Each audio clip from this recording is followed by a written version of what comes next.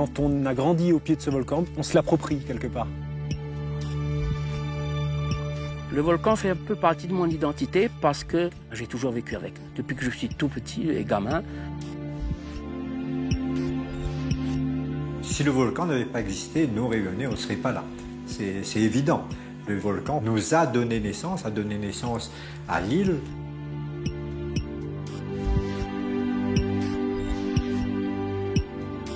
Le volcan, on ne peut pas l'oublier. Il est actif, donc on peut s'attendre à tout, quoi.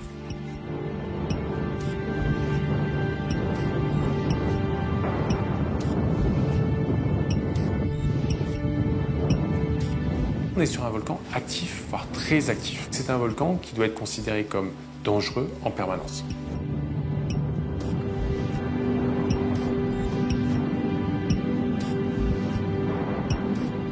Il est plus fort que nous, il nous domine. C'est quelqu'un qui a un pouvoir, c'est peut-être trop fort de dire, comme une forme de pouvoir de vie et de mort sur nous.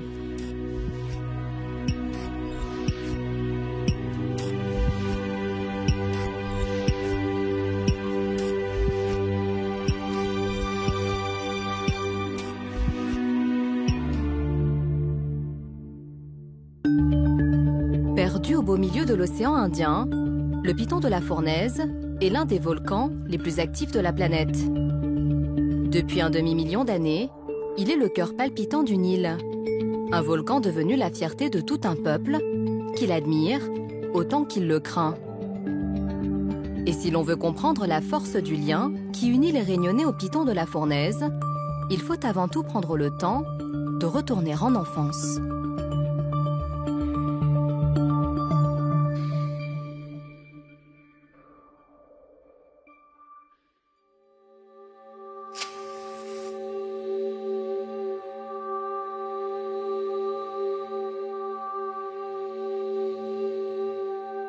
On n'est plus que 5.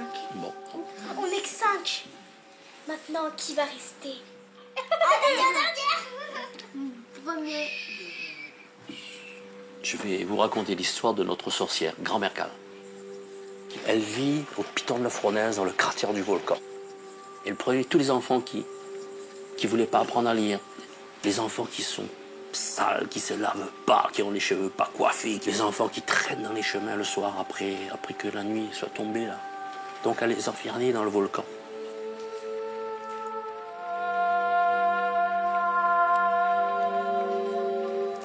Et là, quand on passe le soir et qu'on entend le vent gémir,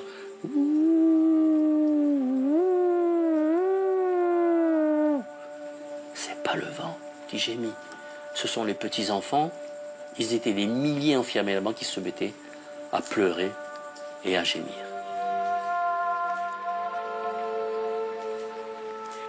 Un jour, elle s'est dit, je vais me coucher au volcan, au piton de la Fournaise. Elle s'est enfermée là et elle a dormi 100 ans. Le volcan s'est mis à couler, à l'enfermer. Et puis un matin, Grand-mère Cal se réveille, mais elle s'est aperçue qu'elle était enfermée. Et là, elle tapait contre le comme ça, et la Réunion s'est mise à trembler. Il y a eu des tremblements de terre. Elle a poussé tellement fort que ça a explosé et le volcan s'est mis à couler. Mais pas assez fort pour qu'elle puisse s'en sortir. Et depuis ce temps-là, la Réunion vit en paix, mais il faudra attendre certainement un jour une explosion beaucoup plus grosse pour qu'à nouveau, Grand-mère Cal sorte de son trou pour faire la terreur. La terreur.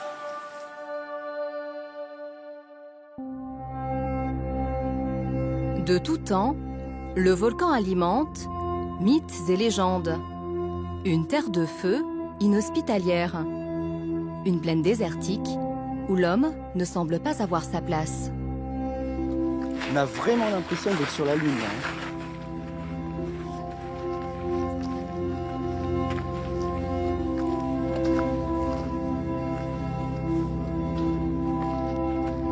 Je suis attaché à cette terre volcanique parce que ce volcan représente déjà une façon de s'évader, de voyager aussi, alors qu'on est, on est chez moi.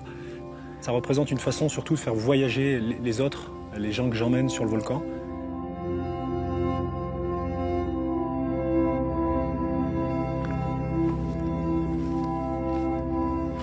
T'as grandi ici, toi?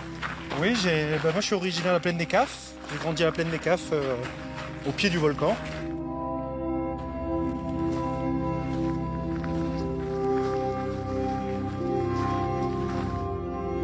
Depuis plusieurs années, je me suis spécialisé un petit peu sur la Fournaise parce que déjà c'est mon volcan d'origine, hein, donc forcément il est préféré en quelque sorte.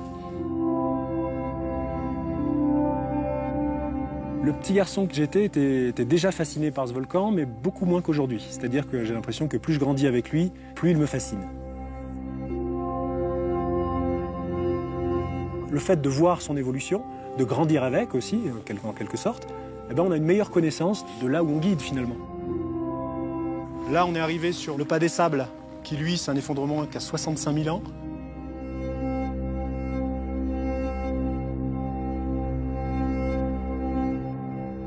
On va arriver sur le Pas de Bellecombe. Ça, c'est un effondrement qui a 4700 ans. Donc du coup, plus on remonte cette route, plus on se dirige vers le volcan, plus on est en train de remonter le temps.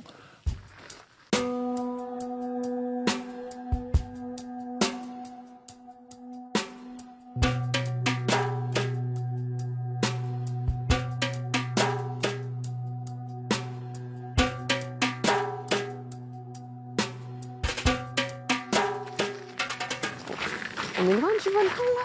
On n'est pas très loin, à vol d'oiseau, tu vois, on est à moins d'1 kilomètre du rempart du Pas de Bellecombe. On n'est vraiment pas loin du gîte non plus. Effectivement, on y arrive dans pas longtemps. Vu qu'on a eu une petite journée de marche déjà aujourd'hui, là on va arriver au gîte, on va reprendre un peu des forces, on va faire une bonne nuit de sommeil. On en aura besoin pour demain, faire l'ascension du piton de la Fournaise comme il se doit. Et voilà le fameux gîte du volcan. Ok.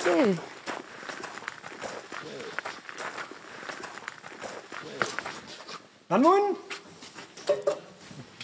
Salut Martine, ça va? Bonjour. Oui, toi. Mais du coup, on va aller s'installer un petit peu, prendre les quartiers. À tout de suite. À tout à l'heure.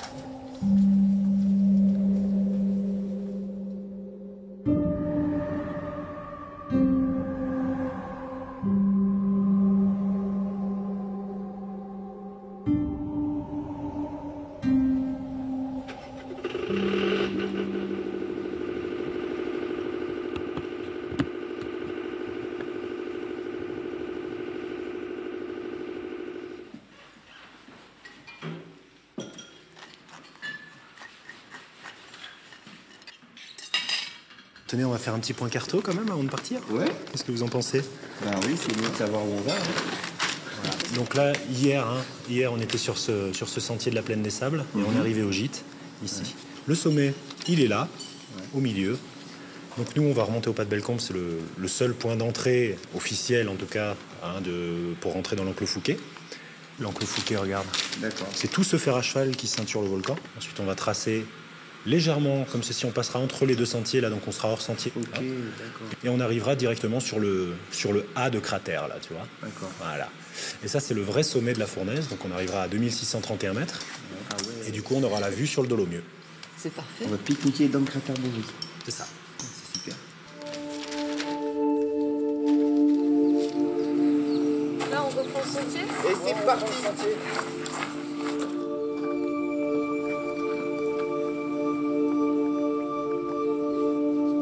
Ce qui me fascine sur la Fournaise, c'est cette diversité au niveau des paysages, c'est-à-dire qu'on passe effectivement du Pas de Bellecombe qui est assez végétalisé, ou du moins il y a des petites végétations rases, à un désert minéral quand on rentre dans l'enclos Fouquet.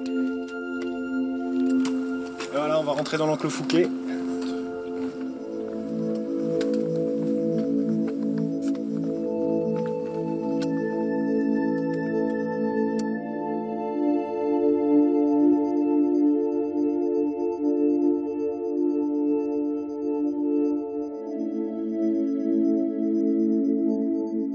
Là, on a une belle vue, hein, parce qu'en plus, c'est super dégagé aujourd'hui. C'est magnifique. Le sommet face à nous, donc la partie sommitale, le cratère Boris, qu'on voit là directement. Voilà, donc nous, l'objectif, c'est bien le sommet là-haut. Donc, on va mettre combien de temps là pour accéder jusqu'en haut du volcan? Là, pour arriver au sommet, entre 2h30 et 3h, hein, ça dépend comment on marche. On va dire 6 heures aller-retour pour l'ensemble de l'ascension. On va commencer à descendre les marches. Ok.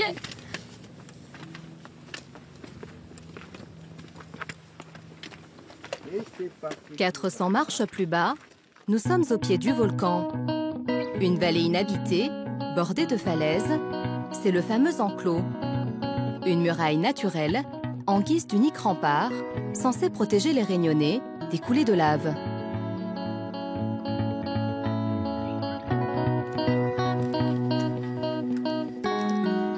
Pour moi, le volcan n'évoque pas le danger.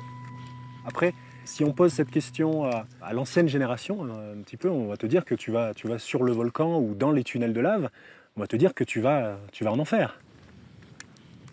Moi, j'ai des tontons à la plaine des Cafres, ils sont jamais montés au volcan. Donc c'est un rapport qui est complètement différent entre la génération précédente et la nôtre, qui est un petit peu plus aventurière peut-être, et on a cette relation qui est complètement différente.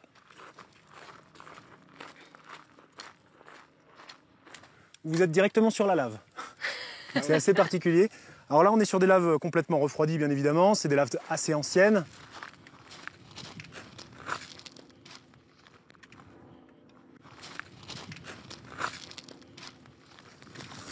Vous voyez, là, il fait bien chaud là, sur cette fissure. Là. Il fait super chaud. Tu sens la chaleur? Ah là, ça chauffe. Les gaz? Voilà, si tu mets la main dedans, tu as des températures 75 degrés là. D'accord. À peu près. Faut pas trop laisser la main longtemps. Ah ouais. Alors ça c'est la pierre, première chaude, fissure du 4 février 2015, donc c'est très très récent. À chaque éruption, forcément, ça peut mettre en danger les populations. On n'est pas encore tout à fait tranquille. Mais on s'y habitue.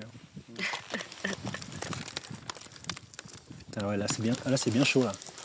Ça sent bien là, là on a les bons dégazages de soufre. Ouais. On sent bien les odeurs. Allez, direction le cratère.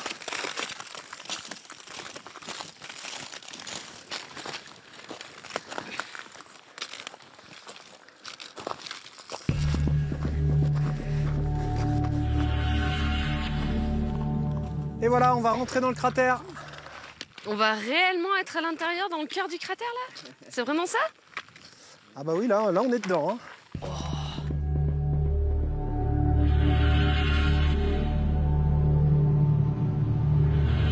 Voilà le vrai cratère, bien actif. Wow. Ouf, c'est beau ça.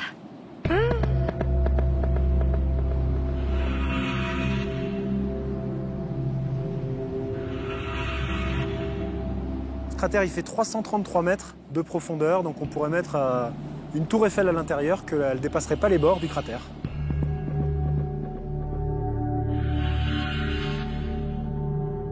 Et c'est juste super impressionnant. C'est magnifique.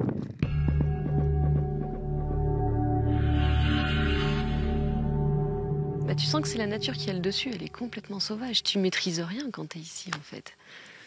Ah, on se sent tout petit. C'est ton sentiment? Ouais.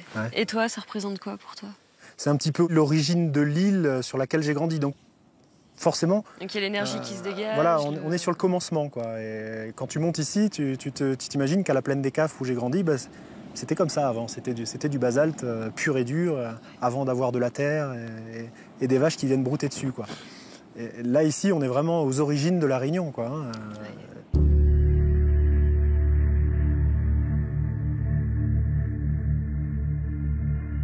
Il y a vraiment quelque chose de fort qui ressort de ce volcan. Ça représente quand même une bonne partie de l'île qui est un volcan actif. Donc ça, il faut pas l'oublier. Ça reste un volcan actif, un des volcans les plus actifs de la planète. Donc on a une grande chance ici d'avoir ce volcan et d'en profiter.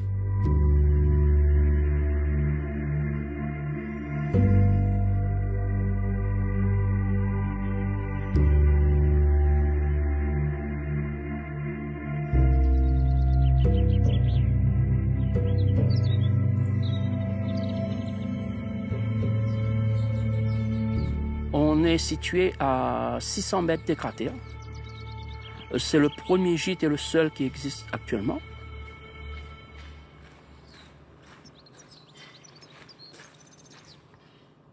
Autour du gîte, il y a de magnifiques forêts, il y a un volcan, mais il n'y a aucune habitation. On est isolé, isolé, isolé.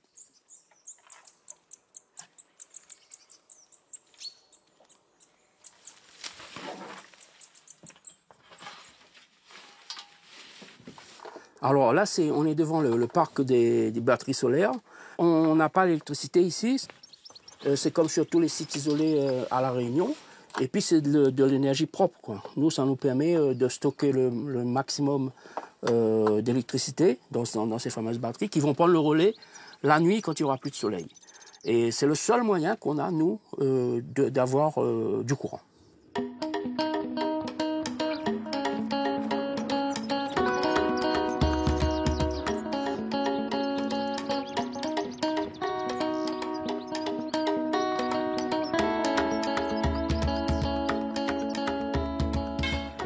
Ça y est, tu avances.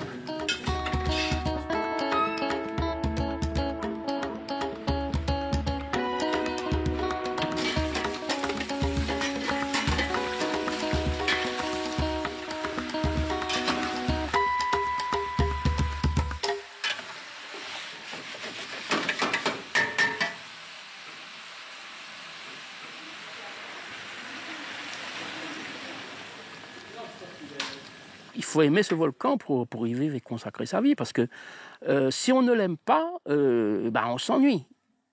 Il y a des gens qui nous demandent vraiment qu'est-ce qu'on fait là, et des gens qui disent comment vous avez choisi de vivre là, est-ce que vous êtes déjà descendu en ville? Nous on a fait le choix, c'est de vivre ici. Bon, on a toutes ces foisottes pour commencer la journée. Oui.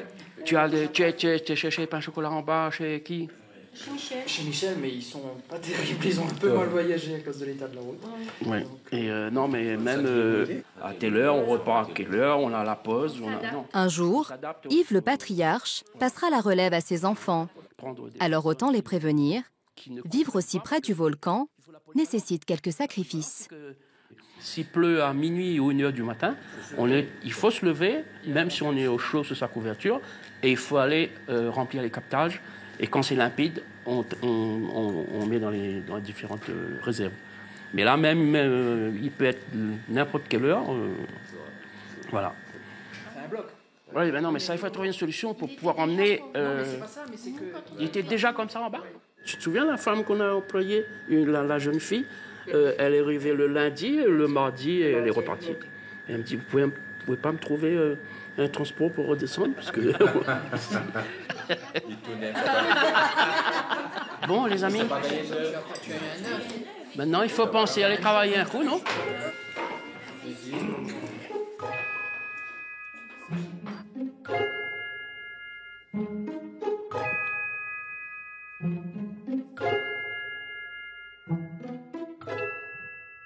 Étant donné qu'on était les seuls, dans ces anciens guides-là, les seuls à être vraiment sur le cratère et en contact du cratère en permanence, et de visu, on est pas loin. On nous appelait les gardiens du volcan, parce que quand les éruptions partaient, c'était eux les premiers qui les voyaient et qui je dirais, qui annonçaient la nouvelle au village. Le vieux guide Alfred, qui lui, il avait une connaissance incroyable des sentiers, de la météo, des fissures, du volcan en général. C'est lui qui tenait le gîte avant moi. Quand j'étais gamin, dès que j'avais les vacances, je me retrouvais ici, on sillonnait tous les forêts, tous les cratères. J'ai tous mes connaissances et tous mes souvenirs d'enfance. J'ai pratiquement grandi ici.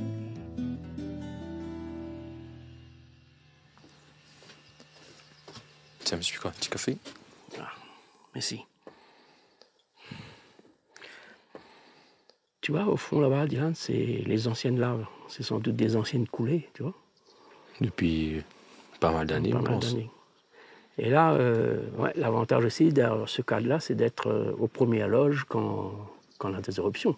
Oui, comme la dernière fois nous étions les premiers à voir, donc... C'est quand même assez exceptionnel.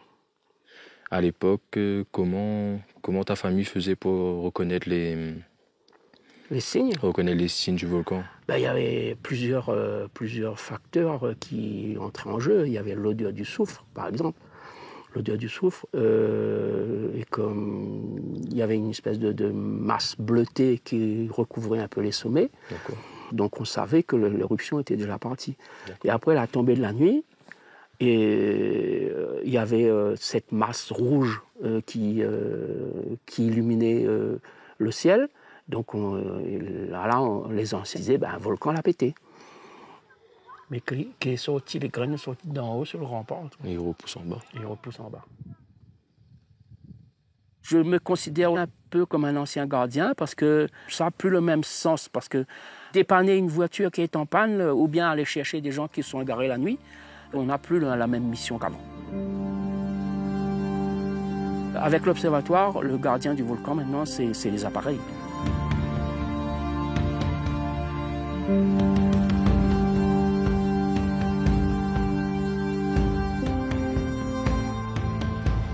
Là, on doit passer.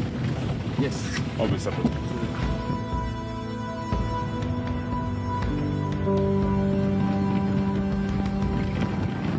C'est ici, il y a une station de forage à nous, 10 mètres de profondeur, mais au fond de ces 10 mètres, on a installé un instrument qui est un inclinomètre qui nous permet de regarder l'inclinaison des pentes du volcan à l'extérieur de l'enclos.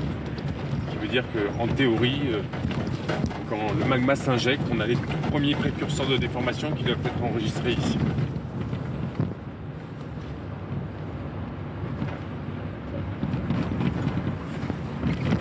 Devant, dans le brouillard, on a le piton rouge. Donc on est, par rapport au sommet, on est situé à l'ouest, l'ouest-sud-ouest du sommet. Donc l'eau est sur notre gauche, dans le mauvais temps.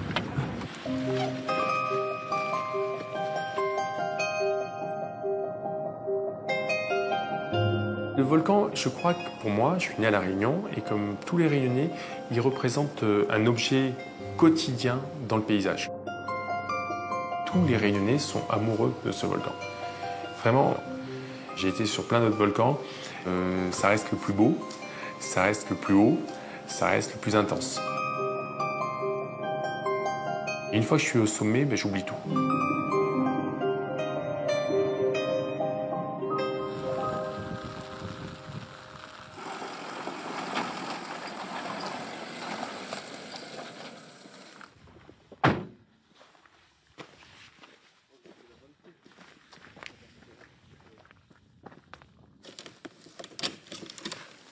Je vais regarder si la caméra thermique c'est encore possible.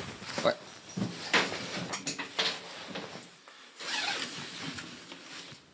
Laisse tomber. Bon, la thermique on oublie pour l'instant. Maintenant on va aller voir les antennes. Ouais. Regardez l'étanchéité. Si elle est correcte, il y a un problème là. Ouais. T'as besoin de rien là? Non, c'est bon, c'est fini. Il n'y avait pas grand chose, il y avait juste un petit endroit. Ici, on a des appareils de mesure, c'est ce qu'on a là-haut. Un DOAS qui nous sert à mesurer la présence ou non de SO2, qui est un gaz qui est naturellement contenu dans le magma et qui se libère quand il y a du magma déjà, et quand il remonte vers la surface. Donc c'est un indicateur important pour le suivi pré-éruptif et même au cours des éruptions. Et voilà, je te file ça. Je récupère ton sac et on ferme. C'est bon. Et voilà. On est sur un volcan actif, voire très actif. Moi, c'est un volcan qui nous a, de toute façon, appris récemment qu'il était capable d'enchaîner les éruptions. Si on prend par exemple la séquence de 2007, et 2007, c'est une éruption en janvier, une éruption en mars, qui s'arrête très rapidement, et 2 jours après, une éruption en avril. Donc c'est un volcan qui doit être considéré comme dangereux. On est en permanence en alerte. C'est pour ça qu'il y a un observatoire à La Réunion.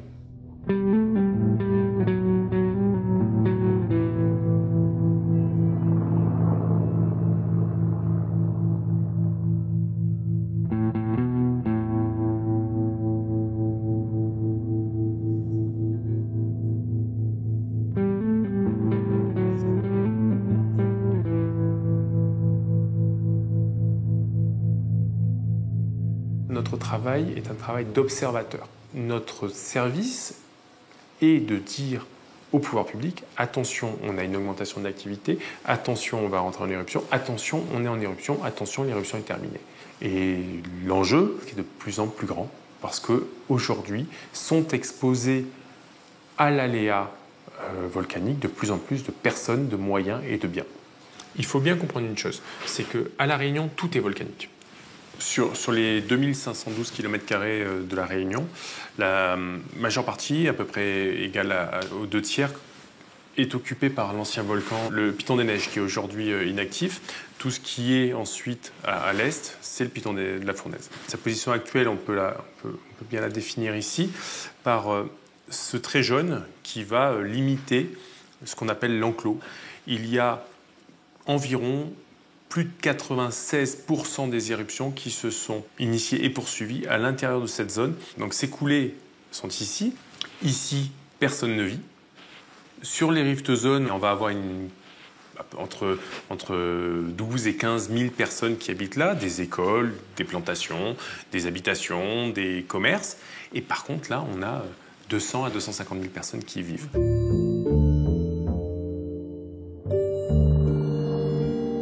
Qu'est-ce que ça implique d'être le gardien volcan? Ça implique qu'il faut rappeler tout le temps que le pire est possible. Il faut s'en méfier.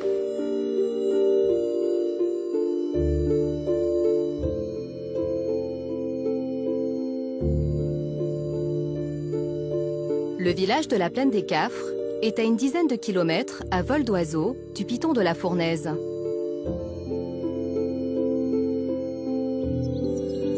Les paysages désertiques font place à de verts pâturages, la terre des éleveurs de bovins depuis plus d'un siècle.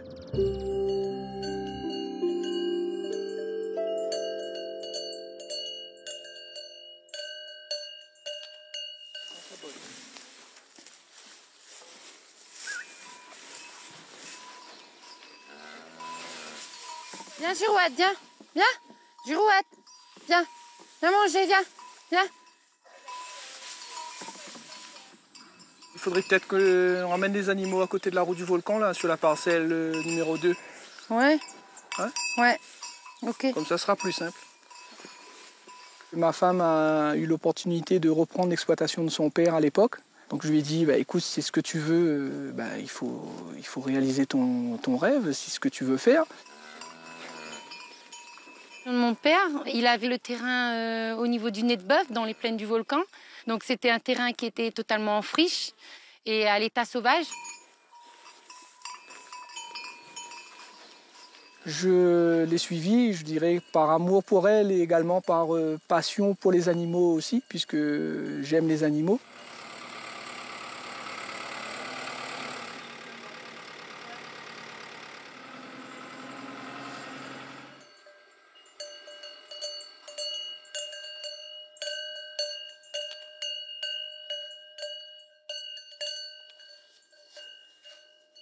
Bonjour les filles. Bonjour, bonjour. Vous avez bien dormi? Les bovins ont toujours été là, les bêtes pâturées à l'air libre et ils sont tous nés ici. Ils étaient là bien avant moi. Oui, qu'est-ce qu'il y a? Bonjour. Beaucoup de personnes ont tendance à, quand ils arrivent, ils se disent oula, ça ressemble beaucoup à la métropole, notamment en Auvergne, et on leur dit bah oui, vous rêvez pas, vous êtes vraiment à La Réunion, sur les plaines du volcan.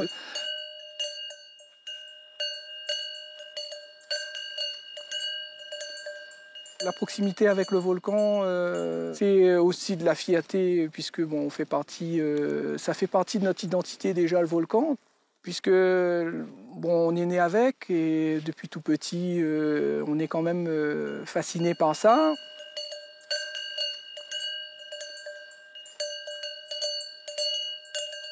Et pour la petite anecdote, on a une vache qui tout le temps se met sur la côte et puis qui regarde la vue. Elle contemple la nature, elle est incroyable. Donc du haut de sa pente, du haut des plaines du volcan, elle contemple la vue. Le Piton des Neiges et puis le village de la Grande Ferme en bas. Allez, viens, choucroute, viens. Viens les filles, viens, viens, viens. Allez. Allez, viens, Image, viens.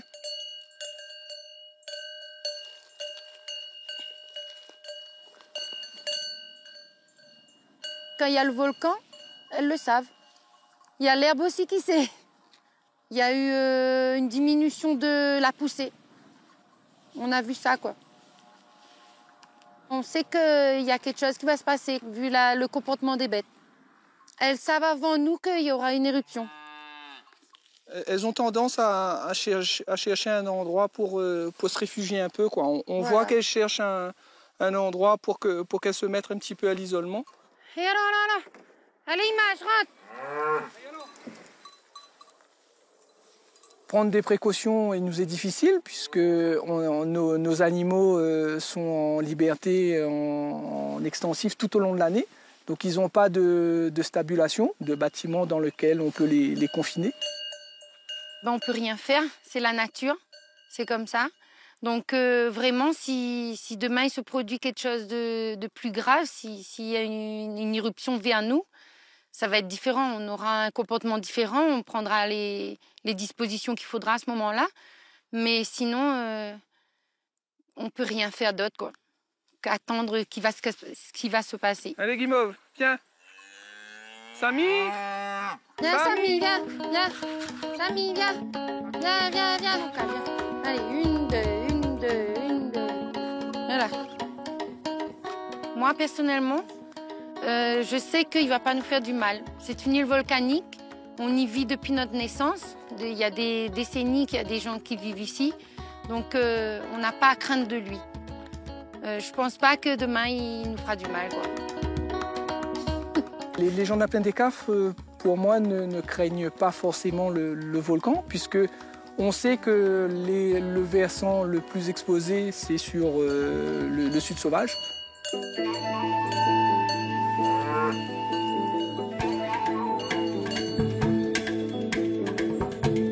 La côte sud-est de la Réunion porte les cicatrices du volcan.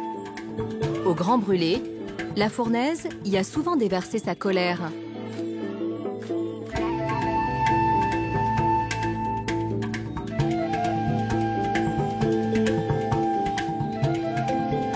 En 2007, la lave s'écoule pendant un mois vers l'océan. C'est, dit-on, l'éruption du siècle.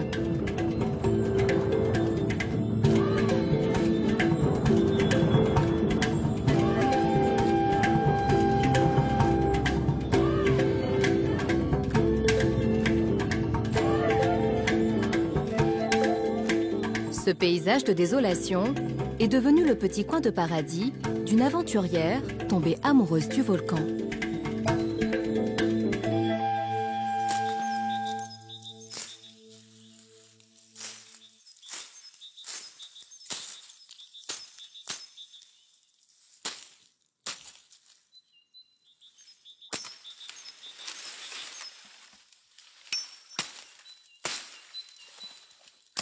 Ah, défricher, c'est pas facile. Surtout, là, j'ai décidé de reprendre 3 hectares, mais c'est assez physique.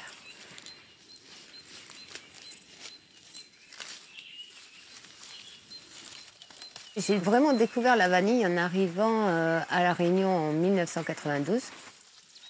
Un coup de tête, envie de changer de vie, donc voilà, un peu d'exotisme, habiter sur une île. Et puis, à ce moment-là, j'ai vraiment découvert la vanille. Depuis, ben voilà, c'est une histoire d'amour entre la vanille et moi.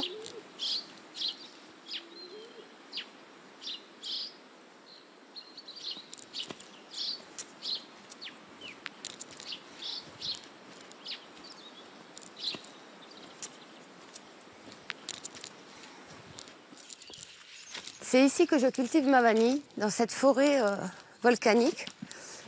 Ça, c'est de la roche volcanique. C'est la coulée de lave 1707. En fait, la roche a quand même des propriétés. C'est un sol acide et ça apporte plein de nutriments. Là, vous voyez, c'est une roche qui est très perméable, qui permet à ma vanille de bien pousser. Au départ, il n'y avait pas un seul arbre. La lave a coulé, il n'y avait plus rien, c'était de la roche. On ne peut pas croire que par la suite, voilà, la végétation va repousser sur cette roche. Il a fallu quand même 300 ans avant d'avoir ces magnifiques arbres qui ont repoussé.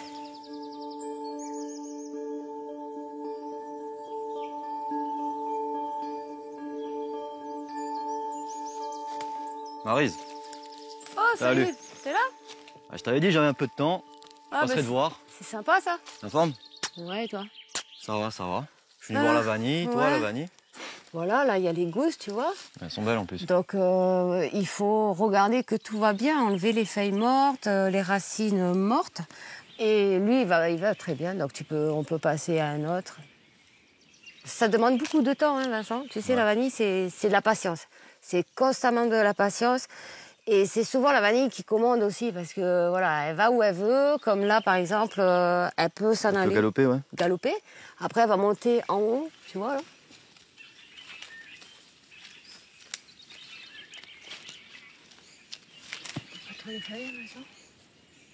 T'as pas peur un jour que voilà, la lave elle revienne par ici, que le volcan il recrache la lave par ici, Non. que la plantation... Non, aucun risque. Franchement, c'est pas... J'y pense même pas une seconde, et puis voilà, je pense... Après, on sait jamais, la nature, voilà, c'est la nature qui opère. Voilà, on n'est pas maître de la nature, hein, mais... Tu me dis qu'il n'y a plus de danger, que ça passe par ici, mais quand même, il y a des années, des gens qui ont perdu leur exploitation, qui ont perdu leur maison, qui ont tout perdu, c'est chaud quand même. Et c'est dramatique, quoi. Moi, si ça devait m'arriver, mais tout s'arrêterait, quoi, pour moi. C'est pas possible. Ma forêt, c'est ma vie. Et puis, je pense même pas perdre tous mes pieds, t'imagines? Partir avec la coulée, quoi, c'est pas possible. non, le volcan, justement, m'a donné cette forêt, il peut pas me la reprendre. Non, c'est pas possible, Vincent. Non, bon, on va oublier ça, alors. Oublie. On va oublier les volcans.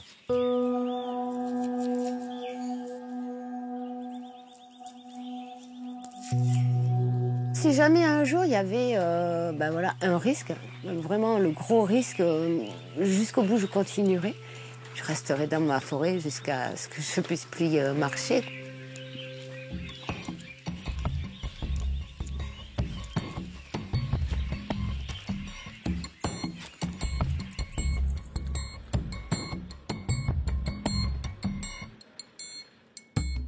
Sur la côte du Sud sauvage, les habitants de Piton-Sainte-Rose connaissent bien la fureur du volcan.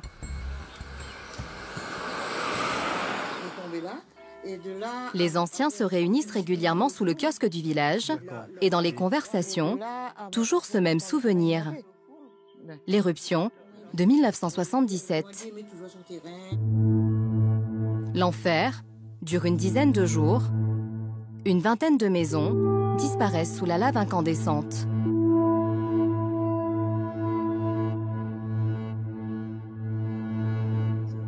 Ce souvenir-là, il est toujours là, il est dans ma tête. Et mon Dieu, préserve à nous, que nous on a pu recevoir ça encore une fois encore.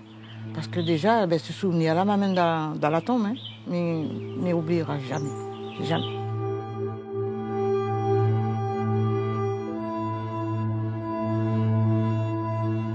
Mais ça trop reste dans ma tête, ça fatigue ma tête jusqu'au dernier. L'hélicoptère là, un certain temps-là, moi je n'étais plus qu'à m'entendre. On pense régulièrement? Oui. On pense tout le temps? Tout le temps. Mais réfléchir, le passé. Le connaît quand la pète comme coup de canon en l'air là-bas, là, quand il a pété en l'air là-bas, là, là, il y a que des gringolis. Ça vomit comme une rivière. Au fur et à mesure nous monter, nous essayons de marcher, nous n'avons plus ni trembler et tout. En arrivant à la maison là, à l'entrée là, les enfants étaient dans le chemin. Maman, on regarde le feu, maman, on regarde le feu. Elle dit non, il faut partir, non, il faut partir. Elle dit non, mon capitaine n'a dit que plus. Elle dit le volcan est plus proche, elle dit il faut partir, il ne peut prendre rien. La plupart, hein, tout le monde a été évacué. Quand on a vu l'affolement des parents à essayer de récupérer les maris, parce que les bonhommes, là, à ce moment-là, la plupart étaient en train d'aider les gens du Bois Blanc évacués. Donc il fallait partir récupérer ces gens-là pour dire bon, ben arrête Bois Blanc, viens ici Piton, parce que chez les autres, là, encore plus grave.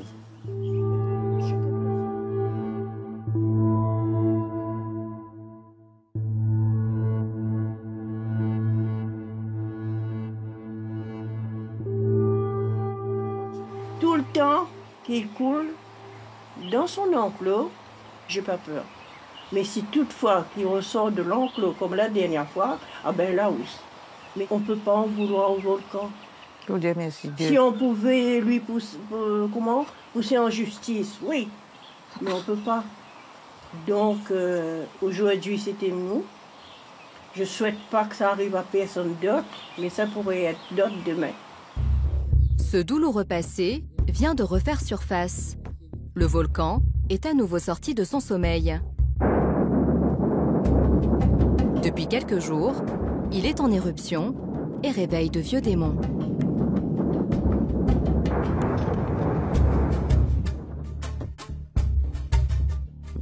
Je sais pas, moi, j'ai pas eu le temps de lire encore.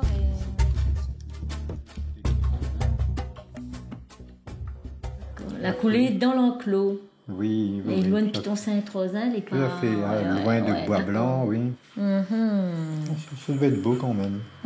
C'est pas intéressant pour moi. Pourquoi?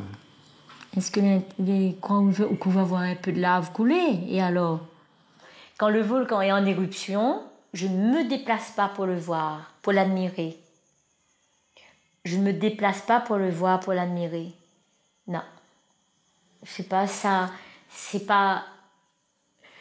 C'est un défi. C'est presque un défi que je lui lance. Là, tu coules, tu fais le beau, et tout ça te fait fier, mais je ne t'admire pas, je ne t'aime pas, j'ai pas envie de t'admirer. Les séismes actuellement enregistrés étant situés très haut dans l'édifice, la situation peut évoluer très rapidement. Ah bon? Comment ça? Ça veut dire qu'il y a un danger pour la population, là? Non, ça va rester dans l'enclos. Ça va rester dans l'enclos, il n'y a pas d'inquiétude pour nous. Il n'y a pas d'inquiétude pour nous.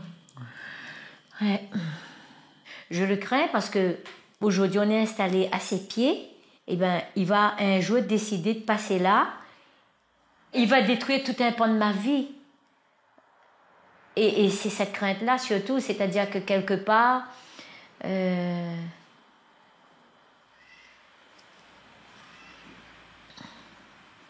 Oui, il va un peu me détruire aussi. Parce que ce sera pas évident s'il fait comme en 77, en dernière minute, obligé de courir comme ça. Ouais.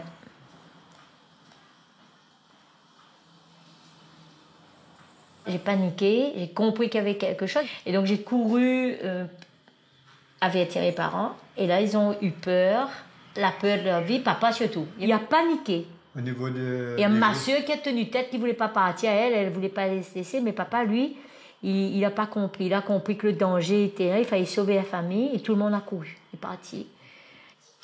On en a gardé les archives de 77, du quotidien de 77. Et crois-moi, lorsque je revois certaines images, ben, ça fait drôle.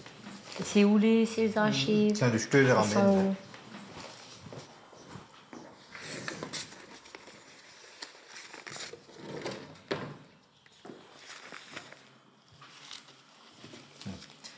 Piton Sainte-Rose sous son manteau de lave.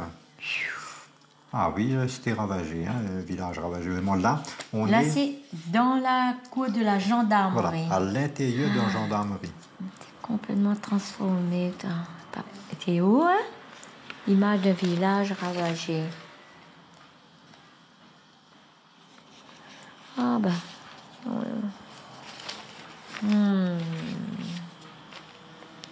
Et là, je revois, ça c'est un palmier qui était devant... Là, la maison vient d'être engloutie. Notre maison vient d'être engloutie. La lave, elle continue. Elle est en train de traverser la route. Elle passe sur le pont carrément, là. En voyant cette image, ça me fait quelque chose. Parce que là, c'est affectif. C'est très profond, en ce sens que... Et là, c'était ma maison, mon lit... mon sentier, mon chemin, ma maison, mon tout ce qui est à moi là fini. Sous cette montagne de roches, là, ça me fait vraiment quelque chose. Ça, là, ça me ferait pleurer même, parce que c'est fini, c'est la mort. Et là, ça arrive au niveau de la fille, un petit point d'eau là. Ouais.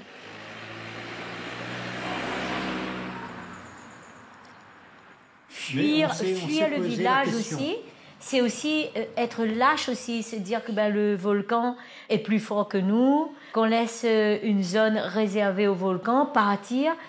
Il ne faut pas non plus se laisser abattre. C'est accepter que la nature soit ainsi faite, et surtout pour nous l'Est de la Réunion. Si on est venu habiter ici, c'est bien qu'on accepte de cohabiter avec le volcan. Le volcan, ok, ça a été un moment dur, mais ce n'est qu'un moment dur de la vie et il faut recommencer.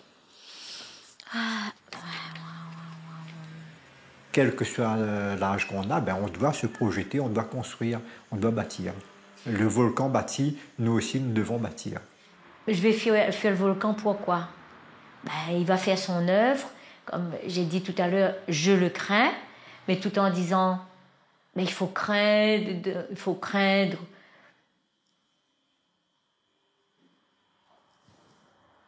Faut-il le craindre?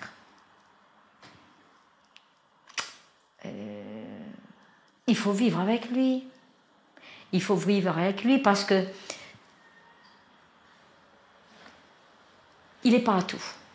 Il n'est pas à tout. Ici, il n'est pas à tout. À Piton-Sainte-Rose, il n'existe plus aucune trace de ce passé, à l'exception d'une bâtisse devenue un symbole pour les Réunionnais. En 1977, la coulée s'est arrêtée au pied de cette église. Épargnée par le volcan, elle sera dès lors appelée la paroisse de Notre-Dame-des-Laves.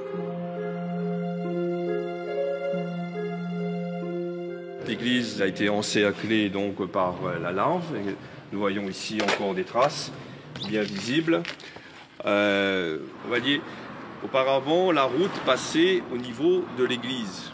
Donc avec la coulée, la force de la coulée et puis l'ampleur des laves, donc le niveau a monté. Ensuite, on a construit la route au-dessus. Cette église aurait pu être détruite. Il se trouve qu'il y a eu un phénomène mystérieux, mais le chrétien qui regarde ça, c'est vrai, il se dit, voilà, la main de Dieu est intervenue pour que la coulée ne détruise pas l'autel, le tabernacle. Bon, le chrétien peut le dire. Alors, il reste encore aujourd'hui des traces du passage de cette coulée éruptive. Donc, nous voyons ici ce banc, voilà, qui des traces marquées d'un trou là. Hein, c'est une lave qui est arrivée sur ce banc.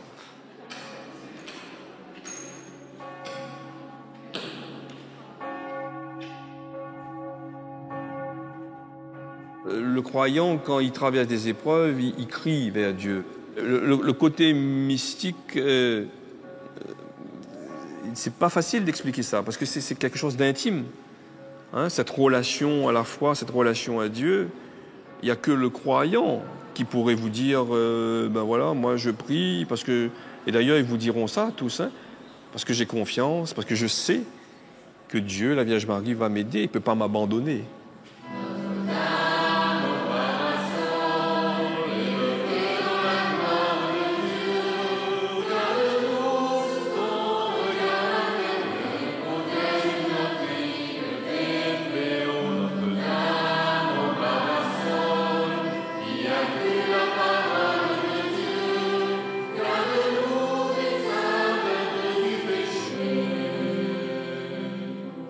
Nous sommes heureux de nous rassembler pour prier ensemble, pour célébrer donc cette Eucharistie. C'est pas parce qu'on prie Dieu que le volcan va s'arrêter là-bas. Non. Il va pouvoir continuer, il va peut-être dévaster, et c'est ce qui se passe quand nous constatons des éruptions volcaniques à travers le monde. Mais le croyant, s'il prie avec sincérité, il aura la force de se responsabiliser, d'obéir aussi aux règles de sécurité, d'évacuer une zone, comme ce qui s'est passé en 77. La mission du prêtre, c'est d'accueillir, d'aider, de soutenir, de dialoguer avec les personnes, de les encourager à faire ce qu'il faut en respectant les règles de la société civile aussi. Quand on sait qu'il y a une éruption et qu'on a eu une information de ne pas aller dans tel endroit, l'attitude de responsable, c'est d'obéir.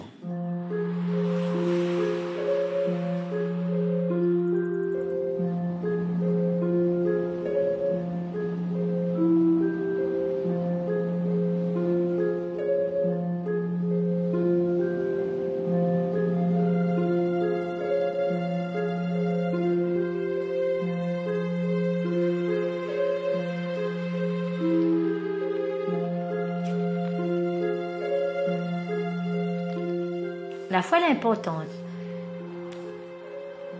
Mais j'ai envie de reprendre, moi, cette phrase de la Bible, il dit « Homme de peu de foi, de quoi avez-vous peur ?» Si on a la foi, on ne doit pas avoir peur. Effectivement, grâce à ma foi, j'essaye de surmonter cette peur et j'y arrive. J'ai envie de dire que bon, la foi me permet de vaincre la peur. C'est vrai.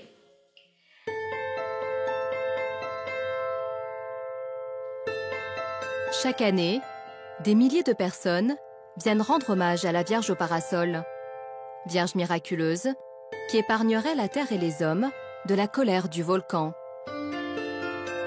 Le 15 août, à la fête de l'Assomption, les Réunionnais se rassemblent et implorent sa bénédiction.